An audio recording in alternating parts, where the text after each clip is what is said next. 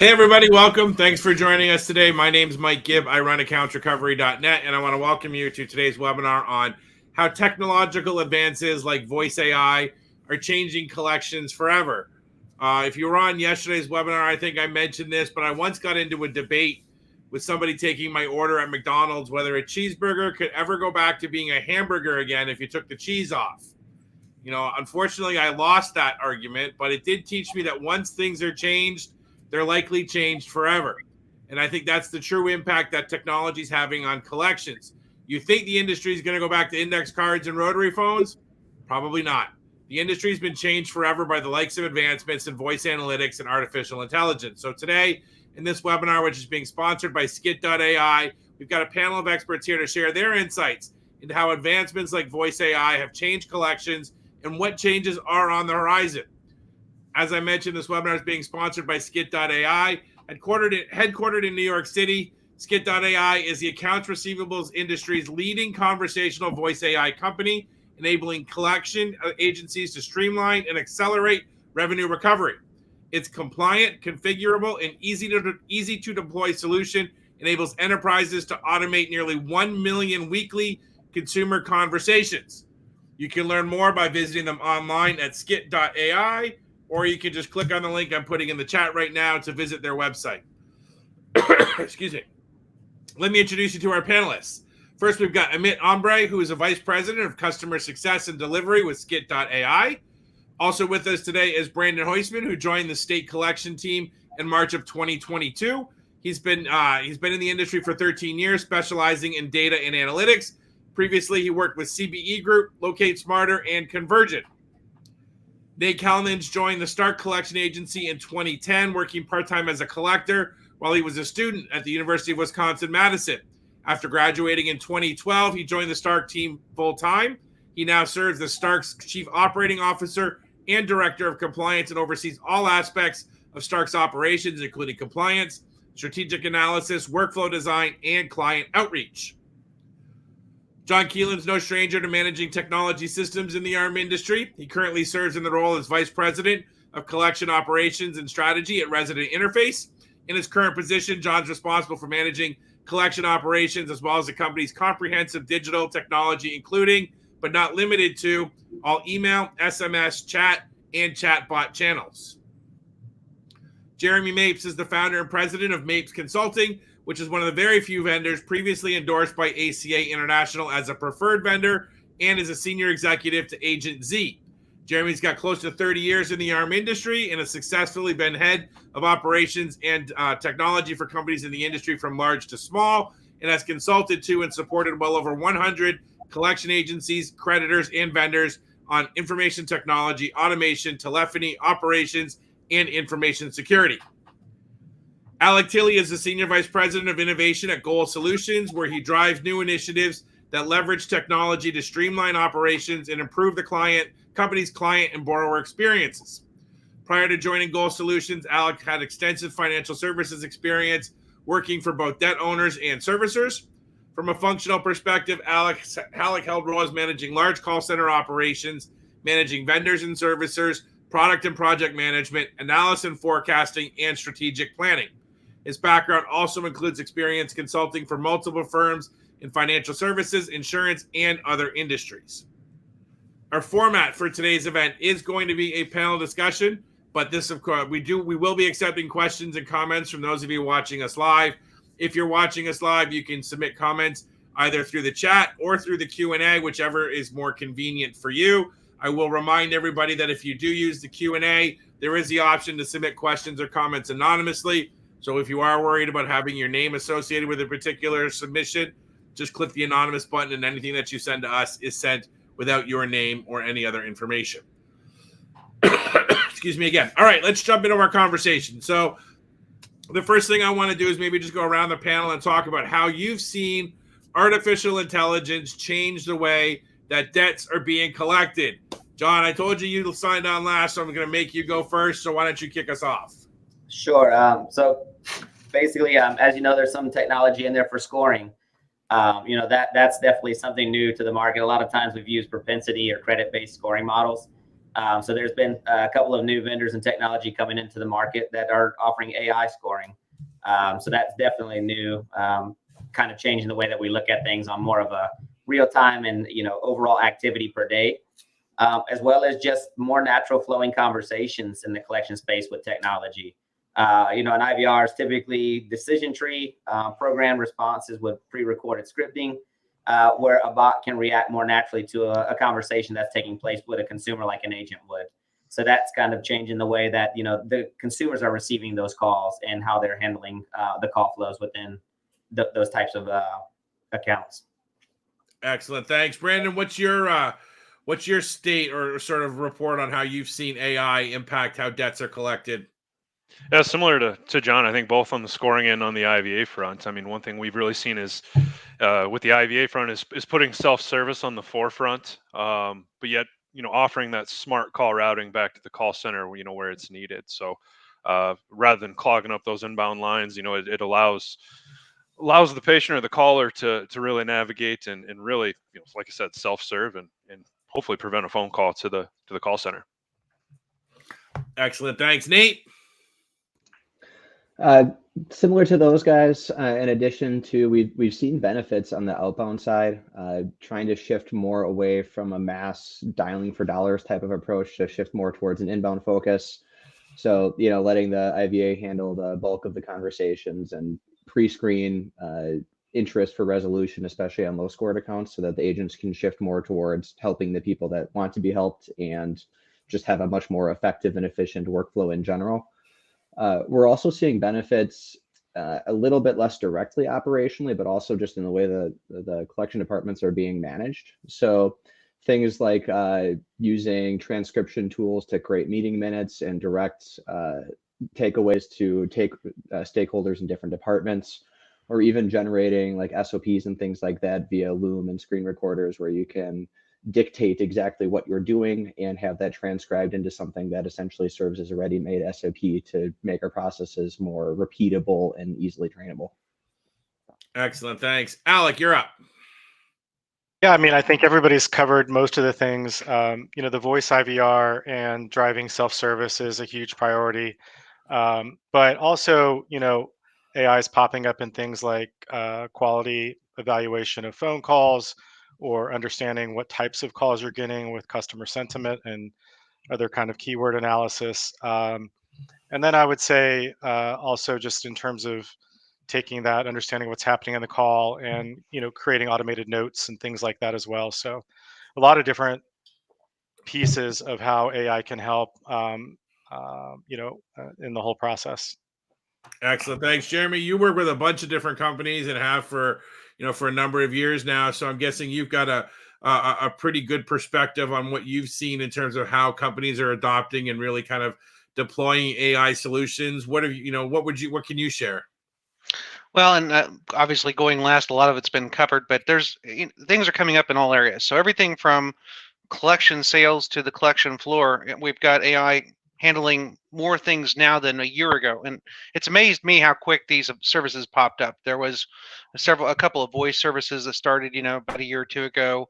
Now I was looking a year ago for chat services for an agency, and because they lost a deal to a chat or company that was offering chat.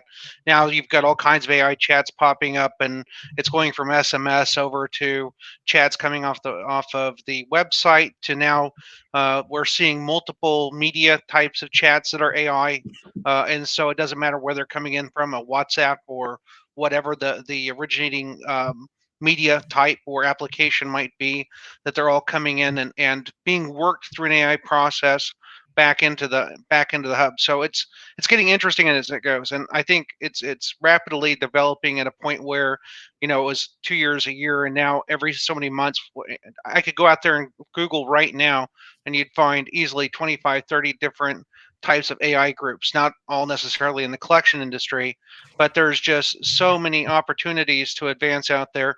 And in combination with the fact that, over the COVID time and right afterwards, I think a lot of agencies have been challenged with finding employees. So they've been looking for what to do. AI is starting to fill a large part of that gap, besides just the outsourcing that they might potentially do. So I think there's, the opportunities are limitless. Excellent. Thanks. Amit, same thing. I'm sure you've seen a lot of different operations. You're obviously sort of, working in AI. So I think you've got a pretty good perspective or what kind of things are you seeing companies do?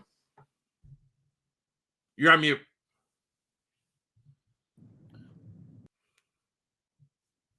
So the panel has more or less covered most of the points. I guess, based on our experience as a vendor, coming from the vendors, and I think we are primarily in the voice AI business. And what we have seen is the way people are using, the IVA, right? Both on the outbound and inbound side, it's just not limited in terms of the kind of the stage at which, it's deployed. I think people have different kind of strategies in terms of how to deploy it as well, right? To kind of maximize things for their own benefit. And I feel there is a bit of learning game which is also happening over there, because you obviously have voice-based AI, you will have chats, you will have self-serve tools, you have a lot of your own productivity tools, and people are just, I think there's like been an overload of a lot of tools. And now I think a big work which is kind of going on internally within a lot of the vendors, also a lot of the organizations that we are working with, is trying to kind of get all of it together to maximize, the final output, which is collections. So I feel, definitely a lot of things happening, as Alex said and Jeremy said, it's been evolving very rapidly. But I think the next bit will be kind of trying to find the sweet spot across all the multiple tools and all the multiple AI platforms, and figuring out how does it maximize for your own use case and your own kind of debt. All right. So we've talked about, obviously shared a bunch of different things in terms of how AI is being used. And, we've talked about manpower. We've talked about sort of handling inbound, outbound calls. So, I'll ask the question and just kind of throw it out there for discussion. But, do any of you really ever see collectors completely being replaced by machines and technology like AI? And I'm guessing everyone's going to say no. And if not completely, how close do you think the industry gets? Like, what kind of collections, or what percentage of collections do you estimate could one day be done without human intervention? And how far away is that date? Brandon, I'll ask you first to kick us off.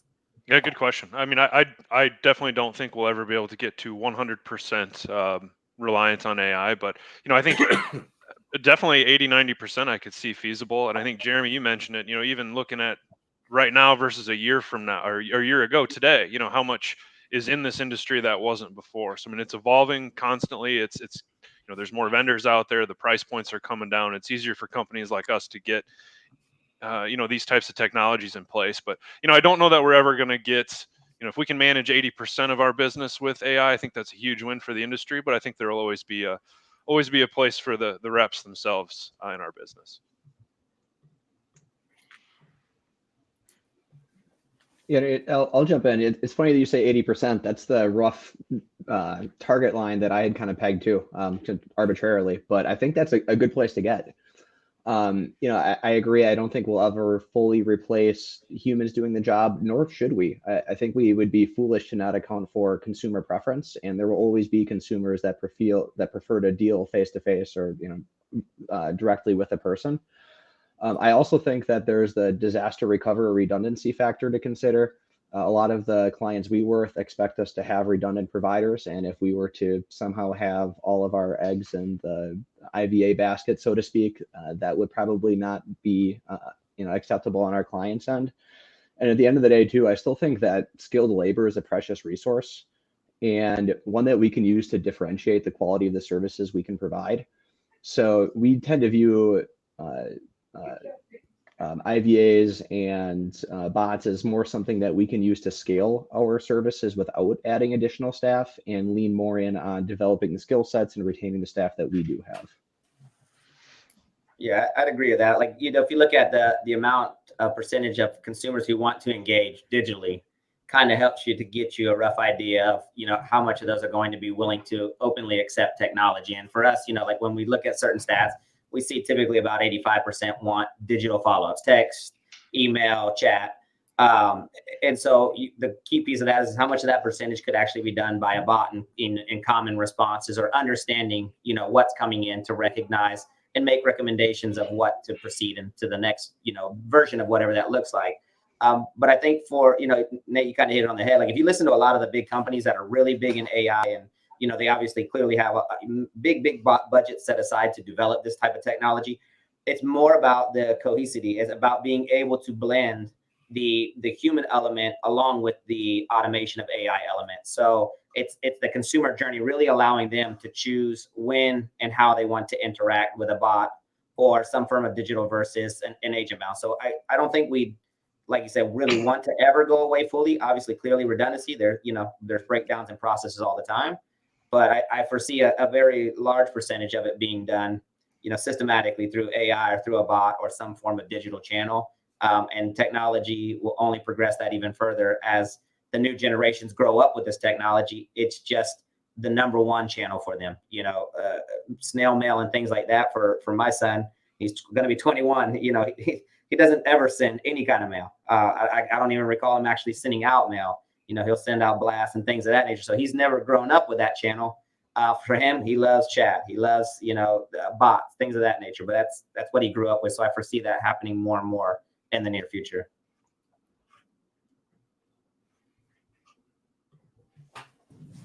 No, I think a good analogy over here, if I think a lot of people might have heard it, is when the computers kind of came in, there was this massive fear that gradually they are kind of going to replace a lot of the jobs which are out there, right? I think that same kind of concern is going around with AI. I think what will effectively end up happening is, you will actually end up having a boost in productivity. I think there are a lot of tasks which are kind of left undone at this point, which obviously the agents can do much better. There's a lot of engagement with certain proportion of the user base where the agents clearly have a better feel of how to kind of assist them. And what AI will help is kind of free up time and free up high skilled labor, as a lot of you mentioned, to kind of focus on that task and effectively help kind of overall build up the productivity of the industry as a whole. So I think my sense is, I think I also stand around in the 80-85% number. Obviously, it will, I think one big factor which all of us will have to kind of also factor in is the demographic changes, because I think I think you mentioned, John, about the 85% number. I don't know where that number is going to be 10 years down the line. Might be 100%, might be 95. So I think that is one factor which I think, to be honest, will play up over the 10 years, which might determine where exactly we land, but definitely upwards of 75-80% mark. I think one question is not just the percentage, but what is that agent skill set that's required afterwards, right? So if the AI is handling a lot of easier tasks, does that mean that the agents have to be higher skilled and have more training and more access to information for more complicated use cases that aren't easily handled by technology? I think that's likely, and we see that happening. As we lean into it, we're all excited as business people about the efficiency that's happening here, but I think all the other panelists before me mentioned that this is what we're meeting the customer where they want to be as well, and what they're used to, and them having a choice as to how they engage with us, and when, like John was kind of saying, is really important part of it as well, that they can interact with us 24 hours, that if they'd rather text or get on a chat or than a phone call, that they have those choices. I think it's one of those cool things that's actually kind of the win-win-win, where we're more efficient, the customer can have a better experience, we can get better results for our clients. There's not a lot of things in life that always work out like that, but I think this is one. And I always hate to predict like 5 years in the future, because we never know. It's not usually the technology that slows us down. We know in this industry what slowed us down in the past was litigation.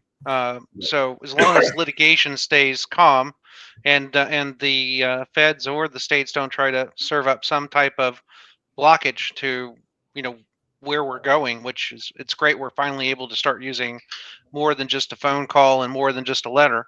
But I always look ahead about 6 months to a year.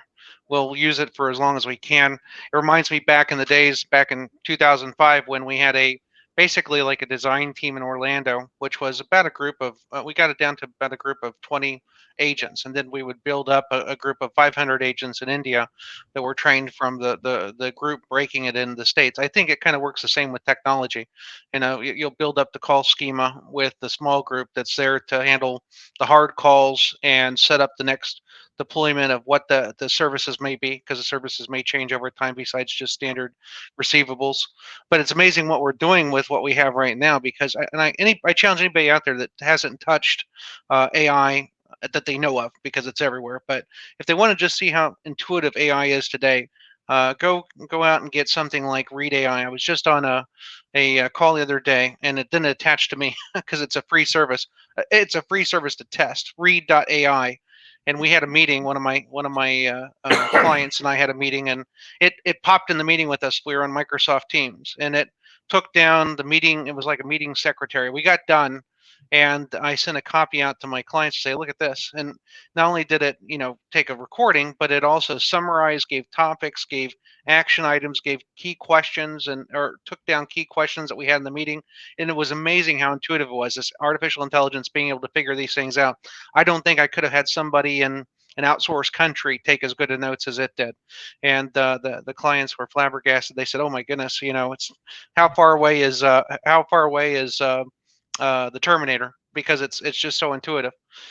So I think if you do something like that, you'll see just how intuitive it is, and it's amazing on the other side with recoveries with live people, how much it can monitor the activities and be able to not only score, but be able to. I think it's going to become a learning tool as well. Once as we start programming it for the expectations, it's not just going to be looking for, like we've had in the past, looking to see if the agent did the mini Miranda. It's actually going to be looking for intonations, objections, and it'll become a learning tool on that side for the live calls that we do have, as well as serving out the easy ones that are inbounds, of course. But on the outbound, as long as we can, from a litigious standpoint, then the outbounds as well will be great. So I wonder a couple of things as I listen to each of you talk. First, I guess the first thought is, if most of us have kids. I think my kids are teenagers, and I think we've all joked on webinars about how they don't make phone calls, they don't want to interact, they want to do things via text or chat. And I'm just wondering why in 10 years, when those people are in their late 20s, why we people still think we'll need collectors, given that those are the people who are the people who are going to be replacing the next generation don't want to talk on the phone. That's the first observation. And the second thing is, as you talk about numbers with 80-85%, I'm thinking to myself, is this sort of like a situation where you're looking at a sprinter, or you're looking at some sort of runner, where like the world record on the 100-meter dash now gets improved by hundredths of a second every time. It's increments, but it's not a race to zero. You're never going to get to a point where someone's going to run the 100-meter dash in a hundredth of a second. There's some number that is going to is the fastest somebody can ever run. So maybe that's true. Maybe there is just, you're looking for those incremental gains with respect to using technology to improve your collection rates. But as I'm thinking that, I'm thinking, well, okay, but then a year ago, nobody knew what ChatGPT was. And you look at the impact that that's had in just a year, and maybe, there is a future where, AI and technology can remove all of the human elements. So I guess this a lot of different thoughts there, and I'm kind of trying to tie it all together and say, like, how do you sort of prepare for all of that? Each of you are at collection operations. Each of you are trying to not just collect today, but a month from now, and sort of position yourselves for your companies for the future. Given that there is this kind of uncertainty, and given that there may be some technology that solves all the problems, and maybe there isn't, and maybe there's not. How do you sort of, look at all these solutions and decide, yeah, that's something that, that's going to help me, 5 years from now. Does that make sense? In my head, it did. I mean, I think fundamentally we have to ask ourselves, what problems can we foresee that exist today that would also be a problem come time 5 years in the future? Jeremy mentioned it perfectly. Regulations, things that change constantly. To me, regulations is always a problem that we think about, not just for now, but what does it change in the future? I mean, we see call blocking and SMS blocking and labeling issues, to where you wonder, what kind of AI tools are going to be able to register your phone number and make sure that they constantly stay clean. And so I think you just fundamentally have to, pose some questions that you think will be there in the next 2 to 3 years, and ask yourselves, why are you trying to solve these with technology? And you have to kind of weigh out the pros and cons for using it based on cost, FTE changes, shifting culture. Those types of things are what weigh on us when we're looking at any kind of new products like chatbot. When we were first trying to determine why would we want chatbot first versus, chat during operational hours, and you realize, well, there's a lot of repetitive things that, chat agents have to go through constantly that are just basically a copy and paste or a quick link response. So you start saying, well, what if we start heading off that at the forefront? But in the future, there could be things that, now that we solve through automation, that we want to go to an agent first because of the complexities. I think Nate mentioned how the skill setting, as we, build out these automations for things that are just repetitive in nature and don't really have a lot of complexities, is very easy to automate those. But what does that leave for the agents? The more complex conversations, the things that have different outcomes and expectations. So that's another piece where the skill set will change.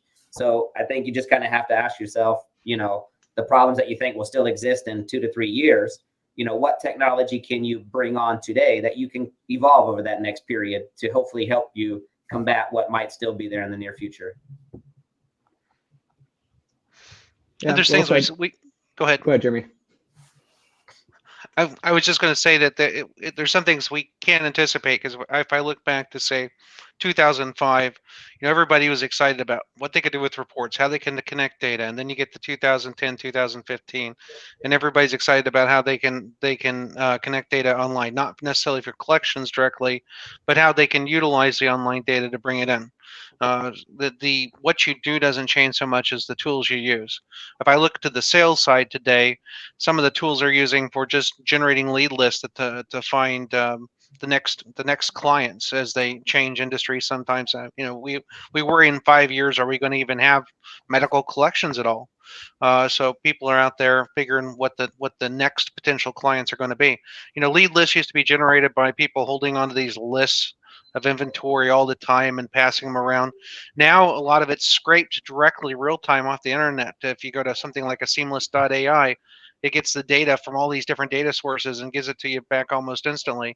I think we'll see some of that develop with the collection side as well, whether it be through a skip tracing process, be credit authorization, or intuitively understanding the consumer and trying to. And I remember this work being worked on back at Aqua and Loan Servicing, a big public corporation, back in 2005. They were working on artificial intelligence to determine what the intent of the individual was before you actually talked to them on the phone. Now, they were a mortgage servicer, so that made a lot of sense. Were they calling because they're in a bad spot on their payment, or because they need to refinance their house? It would assess all the data that it had available to it and make a idea about what that would be. And that was back in 2005. So think about where we could be today when the call comes in, and that the data and the intuitiveness it can gain on the person, so that how you handle the customer may change based on the data presented to the individual, let alone a chatbot trying to do it.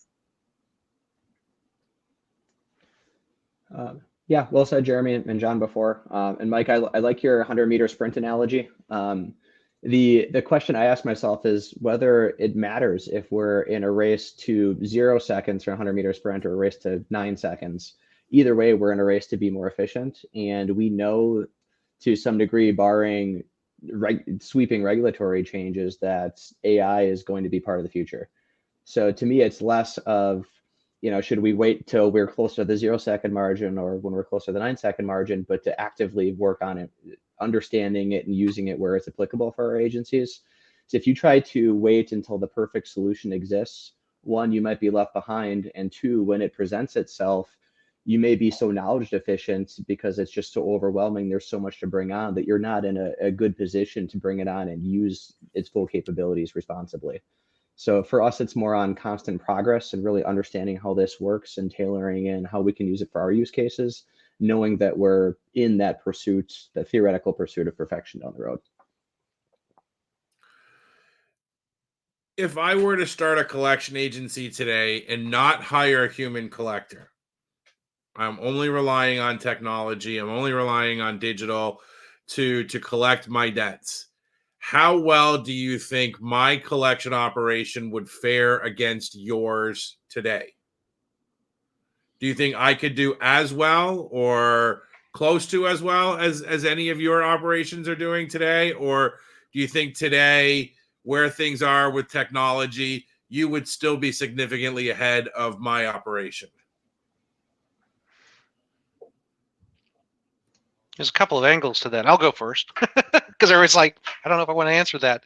If I were to start it, since I actually consulted several agencies, let's say I started one today, from a technology standpoint, and let's say we divided up collections into 4 standardized pieces, a stage 1 that might be a pre-collect, a stage 2 that might be an early out process, stage 3 that's regular collections, and a stage 4 that's legal.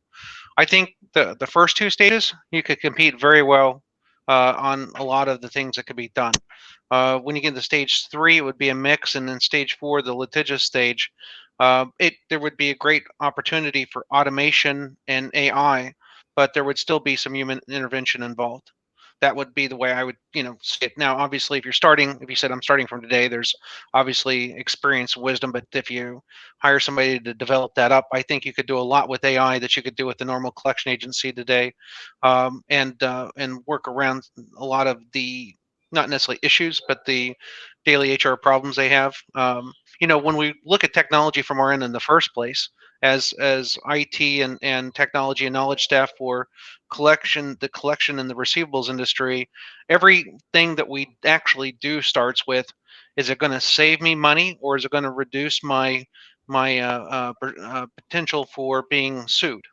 That's usually the first 2 places an agency owner starts. And if you can't answer those questions, they're like, why am I going to spend the money? So, AI, obviously, we're looking to reduce the costs. And I think those costs are going to drive down even more as time goes on, just from the fact of everything out there. I've looked at Amazon and I've looked at Microsoft and some of the AI products they've got. You could practically design your own CRM today based on those products and what they have for testing. So, costs go down. But to your simple answer, there's a lot you could offer without having a staff of people behind you to set up shop. You just have to pass everything else that goes with it. No, in fact, I think Jeremy put it perfectly. I think that is what we are seeing as we are working with multiple agencies. I think in the in the early stage as well as a pre-collect debt, we are seeing performances which are kind of equivalent to what the agents are doing, and obviously much better efficiencies. And more of the third party or the post-collect debt, obviously there are certain cases, depending on obviously the debt size, demographics, etc. We are seeing cases where there is an assistance needed, and then obviously litigation is something which you certainly don't want to give it to an AI at this point because it's litigation. You have to be very careful and worded in terms of how you kind of manage it. So I think it's obviously preferable at this point to kind of keep it away. But I think things are evolving, right? I think the last 1 year, you guys must have heard of ChatGPT, LLM. We already have a version of the bot out there, which we have kind of implemented with a couple of our agencies. And what we are clearly seeing is, probably if initially it was like 40-60% in favor of, say, a post-collect debt, I think it's rapidly kind of evolving, right? Where I think more and more things, more and more scenarios, which we are not even kind of training the bot explicitly on, is being handled completely by the bot on its own. So I think right now this is where it stands. But over the course of time, I'm pretty sure that a fair portion of the third party data is also something which will start getting handled by the bot, except obviously for litigation where there will still might be a human touch involved. I've actually got ideas where they haven't used the bot yet that they could save a ton of money. And I'll throw one out, even though I'm maybe giving it away to if there's any attorneys sitting out there. One of the most expensive processes for litigation is the discovery process. And that's, of course, not just in the receivables industry, but in general. And I've known some places in different regions I visit, helped them with their information security processes. And they've got a ton of young attorneys, well, not necessarily young, but attorneys that are new, and they use them for discovery process because it's just a backbreaking having to go through documents and seek data out. Think about putting an AI on that. The thing it takes 40 people to do over time makes litigation, that's one of the most expensive part of litigations. They could crunch it in an hour easy, or maybe 5 minutes depending on it. So there's all of these wonderful opportunities, and sections of litigation will obviously lend itself to AI replacing the 40 people that had to look through the information. You'll have follow-up people. You'll still have live people, but it will summarize and put out and spit out everything you need to look at, rather than having to dive in through the entire product. Yeah, I think if it was possible, somebody would have done it, first of all. Like, I don't think anybody yet has cracked the code on setting up a completely digital agency and being fully competitive. And there's still a good role for humans. It just is an evolving role for humans, both sides of it, both in terms of the agent experience and the types of problems they're solving for customers, as well as the back office skills required to develop and manage these tools. These are not tools that you just turn on and go. These are tools that are really more of a software platform that you build and evolve over time, and discover new use cases. And so, I think it's important on the human capital side to think about that as you go into this, in terms of who you're hiring and how you are equipped to kind of manage these tools.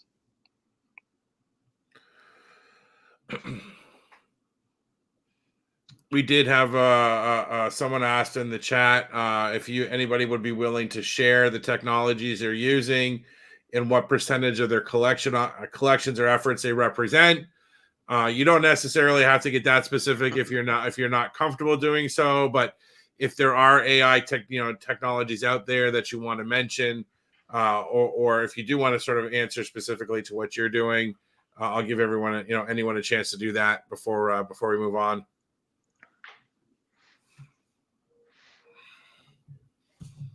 I have several I'm working and testing with. If somebody wants to reach out to me afterwards, there's some that are ready to go and some that are still in testing. But if somebody wants to, reach out to me, I'd be happy to tell them what I'm working with and what I'm working on. I just don't necessarily want to present it for the wide world of sports. But and it's everything from not just AI voice, but AI chat, AI multimedia, conversational types and solutions. And then there's the Power AI, everything from Microsoft has Power Automation now. So yeah, if somebody's interested in that, I'll be happy to give them part of what I know. Okay. Anyone looking to get in touch with Jeremy, just send me an email. I'm happy to make an introduction. Amit, maybe you could talk a little bit about the implementation process specifically, obviously with Skit.ai, but what it's like sort of when someone makes the decision to sort of make the investment in this type of technology. What's the implementation process usually look like? So I think typically I'll divide it into the outbound side and the inbound side for us. I think on the outbound side, it's fairly easy. I think typically for almost 90% of the agencies that worked with, we have got them up and running within 15 days of them kind of signing the contract with us. Obviously, over there, what we kind of limit is the number of customizations which are possible in the bot. Again, it's something which has been kind of tested and proven. So obviously, not a lot of customizations are needed, and there's obviously some flexibility in terms of changing certain prompts or changing the language. But beyond that, obviously, we are not talking about building a bot from scratch, but kind of leveraging something which has already been working for quite a few of the agencies. On the inbound side, obviously the timelines are a bit longer because you obviously need to be fully integrated with all the internal systems which the agencies have, including CRM, system of records, as well as their telephony. So there, I think we typically look at an implementation timeline in the range of around 1.5 to 2 months depending on how kind of easy it is to kind of integrate with some of the CRM and the telephony vendors out there. Beyond implementation, obviously one crucial step which kind of occurs beyond is probably for the first 1 or 2 months is what we call as the whole onboarding and adoption phase, right? That's when you kind of start experimenting with different of your lead types, different of your creditors, and kind of try and figure out what is that sweet spot which works for you with respect to the AI technology.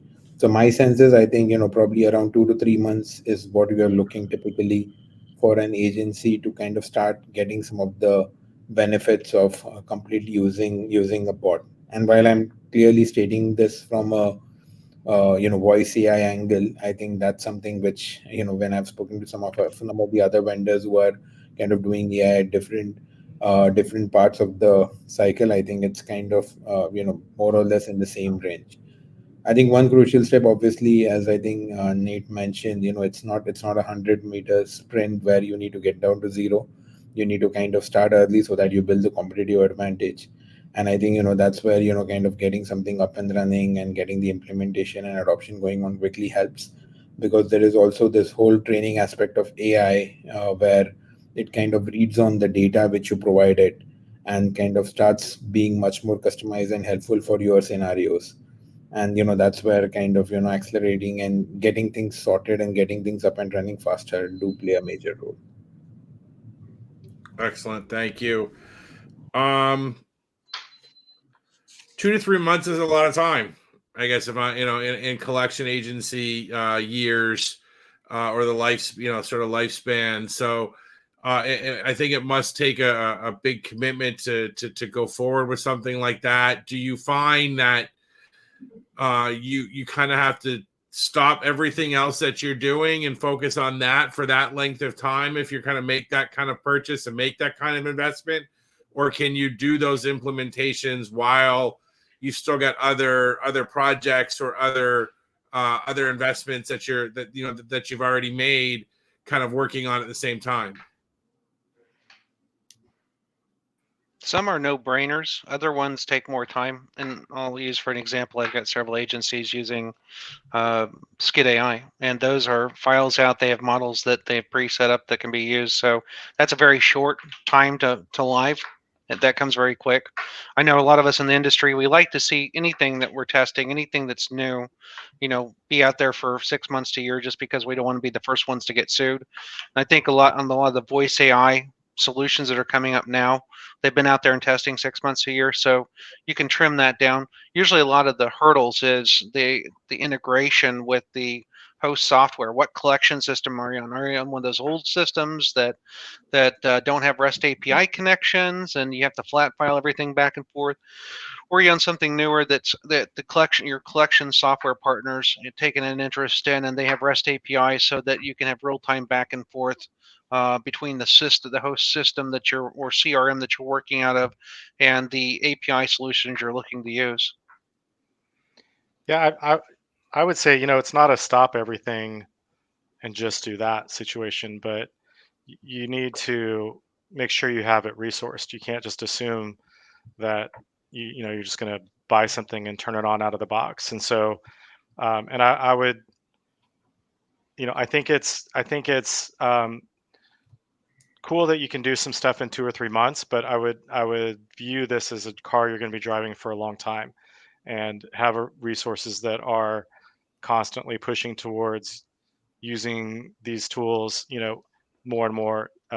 Can you get up and running in a few months with a flat file kind of situation? Sure. But then how do you, get better API integration? How do you add more use cases? How do you, figure out why they're calling in the first place? So I think it's a long-term, I think the right approach is a long-term commitment with some resources dedicated to it. I think It is that's a good. absolutely. I mean, Go ahead, John. and having some conversations with Skit, there's also a period. I mean, this is newer technology, right? And for a lot of the times with our IVRs, we've programmed flows that we believe conversations take place just based on calls and things that we've seen over our course of being in the industry. But ideally, this is technology that uses natural language processing, where we can allow the consumer to tell us what they're calling about. and the machine can, accumulate all this data and make recommendations based on traffic and volume of, comparative, types. Some person might say billing questions. Others might say, have an issue with my bill. Those types of things, when you're programming a typical IVR, it's usually a decision tree, right? Hey, if you're having a bill payment, press 1. It's very narrow in scope, where AI can take wide ranges of data and help you to accumulate to know where should you spend your time at. If you see that 80% of your consumers are wanting to make a payment, 10% are going to dispute and 10% are others, you're clearly going to spend a lot of time ensuring that the flow for your payment processing is worked out to a T. But like disputes has a lot of compliance risks. So you're going to designate a specific amount of portion to ensure that it's at least handling the bare minimums of what you did. If you asked any agency if they started up a shop, if they could become profitable in 3 months, they would, every agency would probably jump at the opportunity to do it, right?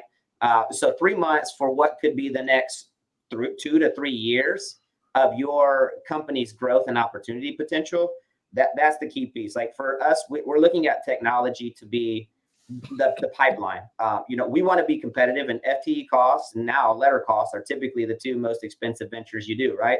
But imagine we could compete with any size client that wants to bring in a portion of business, and I don't have to go out and hire 10 FTE or 20 FTE. Okay, I may have to increase my spend on the bot, but in theory, the ratio to return should be far less than having to fully staff. So we're looking at it as a valve of saying we may have to grow FTE to cover, but we also want to look at this technology to offset that and to allow consumers to have a more natural flowing conversation than just the typical decision tree within IVR. I mean, you talk about the 2 to 3 months of onboarding. Think of what you normally would do if you're collectors. How many of us have collectors go through 1 month of onboarding every time we add a new client? So it's just taking those time and resources and reallocating them a bit. And to jump back to something I think Alex said, talking about the importance of the system of record, that's something I see all the time talking to others in the industry that are using the more outdated or older platforms. It's a tremendous challenge for them to take that data and structure it. So they have so much data sitting in unstructured in note fields and things like that, and that's essentially unusable by the bot. So if for any agency that's considering this type of thing, try to get your house in order first and convert all that unstructured data into something that's organized and structured. It would have numerous other operational benefits for you as well, but I view that as borderline essential for something like this, especially if your system of record doesn't have some sort of native built for you integration and you're working on doing it yourself, either via flat file or API connection. That gets back to my prerequisites for what you need if you're going to think about going to a new system these days. Such as if the collection system you're looking at doesn't have some type of ODBC or SQL connection, then move on. Look at the next one. You've got to have interactions. Does it have REST API hooks? That's another one. So there's kind of I like the house in order thought process, because there's so many opportunities, and we're always talking about improving savings, the ability to increase or decrease your staff or your virtual staff without having to spend a ton of money or be stuck into some long-term contract. And that's where there's probably value propositions here. I also think about the fact that a lot of companies are moving away from having their data on site. And I'm not talking about just servers, that's been done for a while. But now with the cloud, we've got companies that are moving their workstations into the cloud. So that doesn't matter if they're working at home or at the office. If they're at home, they've probably got these little $100 Google boxes, these simple little pieces of equipment that do nothing more than connect them to the internet, so that you don't risk a laptop out there. You don't risk the information being out there. Everything's in an Azure or an Amazon storage area, and that increases your security efficiency, so you can work on the automation in the process. And I would just add, I think the vendor relationship's pretty important too, as far as operationalizing the technology into your business. I mean, they're training your SMEs. I mean, they're helping you get it stood up. And I think, Alec, you were kind of going down the path of, it's not just something you write a check for and turn on. It's a constant iterations to find other use cases in the business. And like I said, the vendor partnership can really be helpful and offer you support to continually to grow those technologies and solve more problems than what you just maybe originally purchased the technology for. Do you use the same KPIs, and sort of same outcomes when you're sort of looking at how well the AI is doing versus how well a human collector does? Are you measuring them sort of the same, or are there different KPIs or data points that you're looking at? Depends on the job they're doing. If it's the same job, then yeah, we're looking at, how many conversions you're getting out of that, whether it be outbound or inbound. Is it converting to a payment promise or payment in full?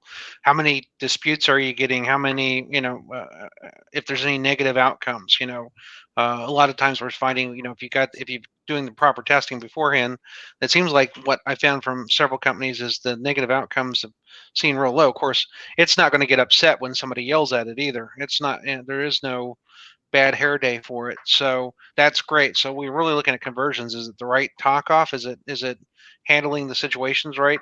I would definitely have somebody reviewing the conversations that it has with the outside world to make sure that it's saying it specifically correct and can it be improved upon. From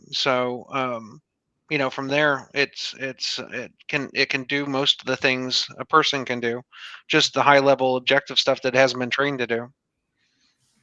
Yeah, I'd probably add a few metrics. I mean, there's different things that you need to look at, right? So, I mean, one from an inbound perspective is just some kind of containment metric. How many, customers are actually getting resolved within the bot without having to talk to a human? That's a new kind of KPI. I think from a QA perspective, now instead of sampling some portion of your calls, you can get 100% coverage. But then also calibrating your results, is a thing. And then, there's also an element of the agent efficiency piece. So there's other, aside from the IVR, the voice AI, whether it's tools that are automatically noting for our agents, or the fact that we can, even if we don't resolve the call, we could verify the customer and shorten the call, like all those kind of different aspects of what's your kind of new handle time for your agents, and how are you, are you enabling your agents to handle more calls because of the technology? So those are just some added metrics I would add, Mike, to kind of answer your question. Okay. We're almost at the end. Let's sort of turn our gaze even further into the future. We've talked about sort of, whether or not the technology will completely replace humans. And I think everyone agreed that no, that's probably not going to happen. But maybe there is some percentage or the majority that will be done by collections. Looking at this technology, looking at some of the other things that excite you about sort of, where you're seeing the industry going. Curious, if anyone has their vision for, for the future of collections, and kind of has an idea of where they either think things are going or where they'd like to see things go in terms of, how we continue to adopt this technology. Yeah, I think our vision that we're constantly focusing in on is, being able to have a seamless interaction with a consumer using the channel of their choice and the technology of their choice. Collections has always had a negative stigma. I don't know how much this technology overall will change, just simply due to the nature of what we do. But I do foresee that, like you said, it can't have a bad day and have a very negative tone to a consumer. Depending on how we choose to word things or do things, it could take text a certain way, right? You can read text, with tone. Clearly, that's going to be on the perception of the reader.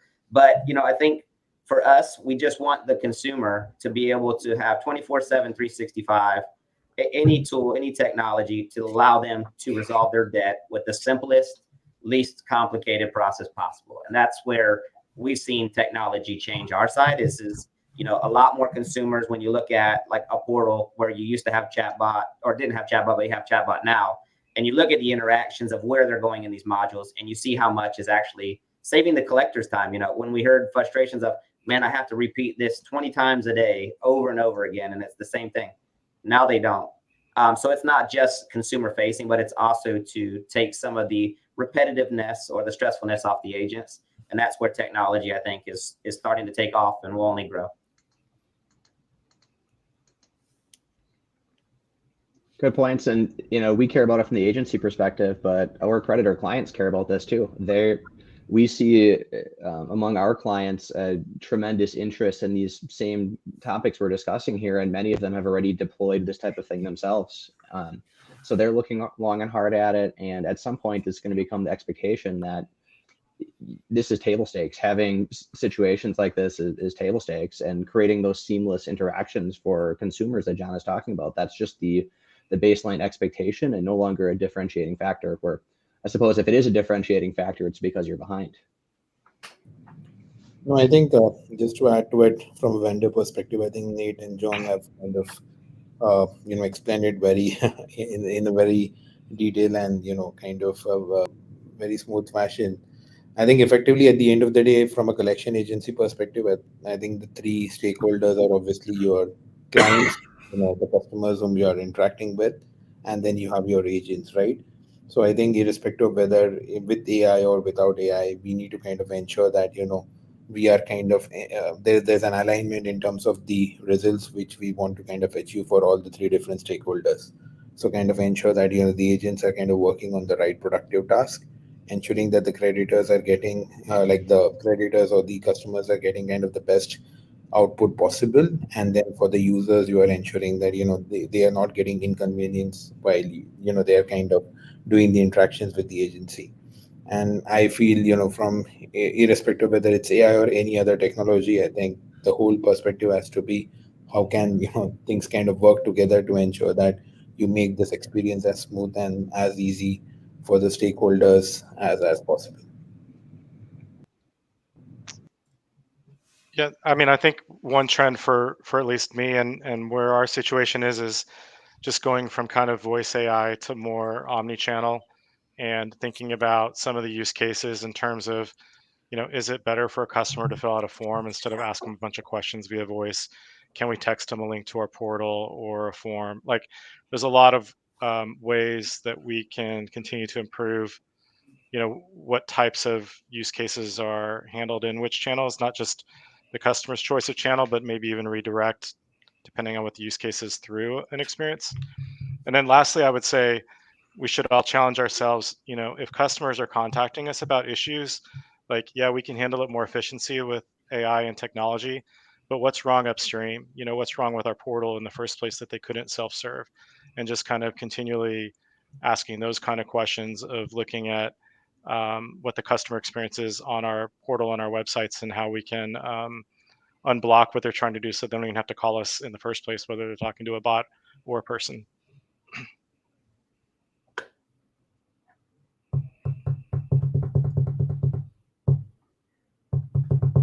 All right, giving everyone a chance. We are unfortunately out of time, so we'll have to wrap things up. But I want to thank Amit and Alec and Nate, John, Jeremy, and Brandon so much for being here.